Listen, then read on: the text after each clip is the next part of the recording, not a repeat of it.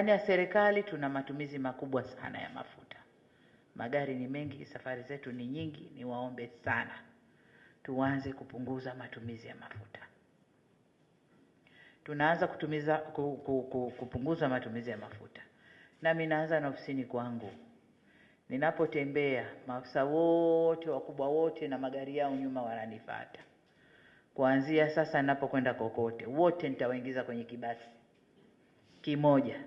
Msafara utakuwa escort yangu, ya polisi na yangu na gari ya akiba nyuma. Wanaobakia wote nawaingiza kwenye kibasi kukata matumizi ya mafuta. Kwa hiyo ninaomba na nyinyi katika maeneo yenu tukate matumizi ya mafuta.